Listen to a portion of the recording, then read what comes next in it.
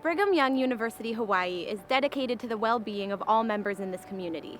In this video presentation, we hope to provide insight into the possible genesis of abuse, red flags that may signal abuse, the cycle of abuse, and provide help for both the victim and the abuser.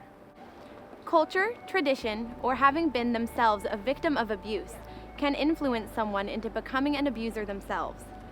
Some cultures value obedience and loyalty and see nothing wrong with enforcing it by whatever means necessary, often with what would be defined as physical, verbal, sexual, or even spiritual abuse. Having been treated as objects themselves, people may carry that tradition forward and become an abuser. When we see others as objects, we see them only in terms of how they can help us or hinder us. When they interfere with our agenda of compliance, power, control, convenience, status, etc., we may strike out at them emotionally, physically, or in some other abusive way. They are objects to us rather than people. We either use or abuse them. President Spencer W. Kimball put it even more succinctly. Love people, not things. Use things, not people. Now, in a dating and courtship relationship, I would not have you spend 5 minutes with someone who belittles you, one who is constantly critical of you, one who is cruel at your expense and may even call it humor. Life is tough enough without the person who is supposed to love you leading the assault on your self-esteem, your sense of dignity, your confidence, and your joy. In this person's care, you deserve to feel physically safe and emotionally secure. A pattern of abusive behavior in any relationship that is used by one person to control another person is considered violence. There are many warning signs of abuse. Not all abuse is physical. Verbal, mental, spiritual, sexual, and emotional abuse can be equally devastating. Chronic abuse follows a predictable cycle as illustrated by this graphic. Abuse, guilt, excuses, normal behavior, fantasy, and setup. Abuse is a power play designed to show who's the boss. Your abusive partner lashes out with aggressive, belittling, or violent behavior. The warning signs of abuse include, but are not limited to, the following: master-servant mentality, control, financial control, threats, humiliation, name-calling, jealousy, distrust, refusal to accept responsibility, charming in public but menacing in private, physical harm, and bullying. Abuse may be followed by guilt. Your partner feels guilt, but not over what they've done. They're more worried about the possibility of being caught and facing consequences for their abusive behavior. Guilt can be followed by excuses. Your abuser rationalizes what he or she has done. They may come up with a string of excuses or blame you for the abusive behavior, anything to avoid taking responsibility. The next phase is the normal phase, which is often referred to as the honeymoon phase. The abuser does everything they can to regain control and keep the victim in the relationship. They may make promises, act repentant, or charming. The normal phase is followed by fantasy.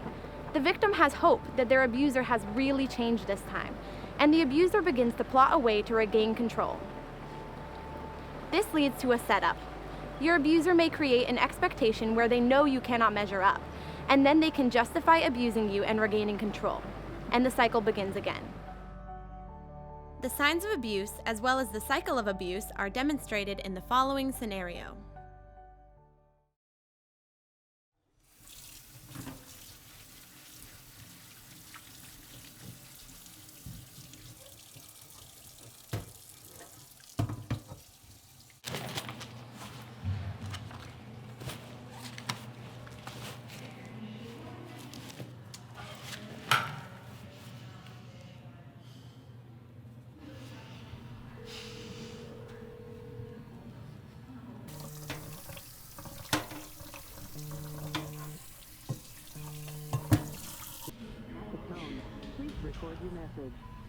Hey, I think I left my book at the apartment. Could you look around and give me a call if I did? Thanks. Bye.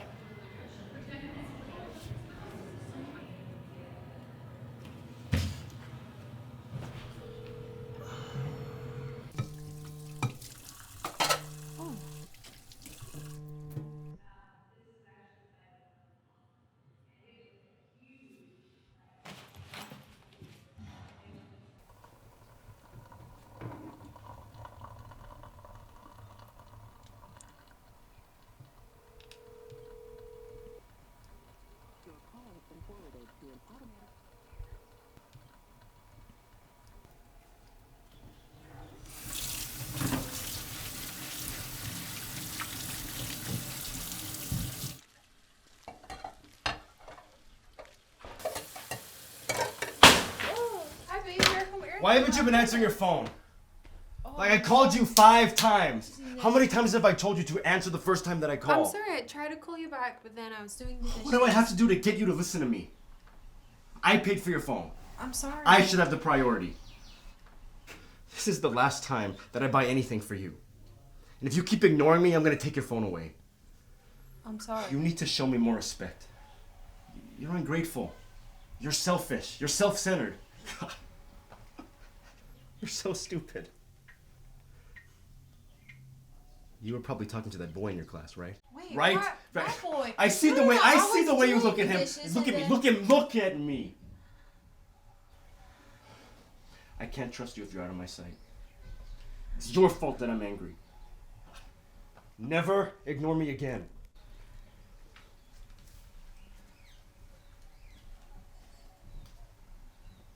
You hurt me. I say I'm sorry. Leave me alone.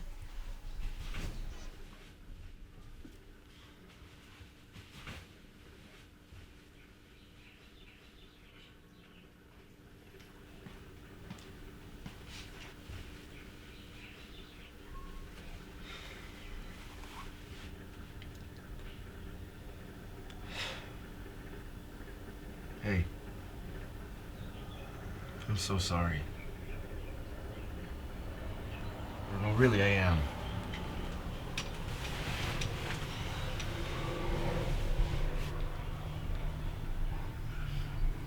I would never want to hurt you. I love you. It will never happen again. I promise.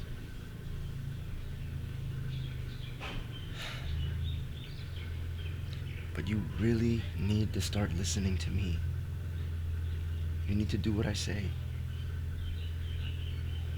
That's why I got all upset. That's why I hurt you.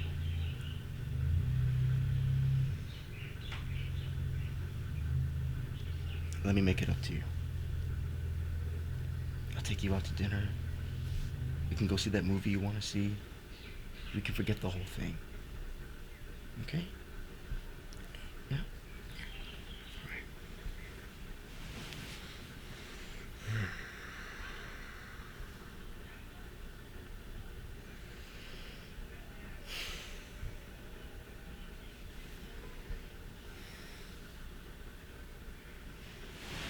Hey, where are you going? I have to go to class, remember? I gotta take that test. Now? Yeah.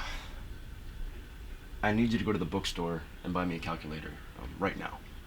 Wait, I can't. I told the neighbors I'll babysit for them.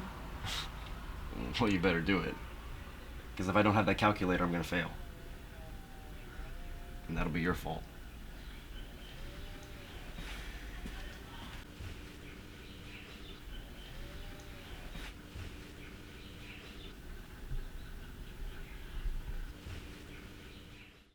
Often people may condemn bullying in others, yet they cannot see it in themselves. They demand compliance with their own arbitrary rules, but when others don't follow these random rules, they chasten them verbally, emotionally, and sometimes even physically. There may be moments when we are tempted to justify our actions by believing that the end justifies the means. We might even think that to be controlling, manipulative, and harsh will be for the good of others. Not so. For the Lord has made it clear, the fruit of the Spirit is love, joy, peace, long-suffering, gentleness, faith, meekness, and temperance. Your abuser may apologize with loving gestures in between their episodes of abuse, which can make it difficult to seek help or leave. However, the dangers of staying and doing nothing are real. Being an abuser is not exclusive to one gender. Both genders can engage in abusive activity. However, if you see yourself in either one of these roles, as the victim or the abuser, seek help now. Victims of abuse can seek help from the following sources. If you see abusive behaviors in yourself, you can seek help from these sources. If you have any additional questions or concern or would like to learn more, please contact the Title IX office.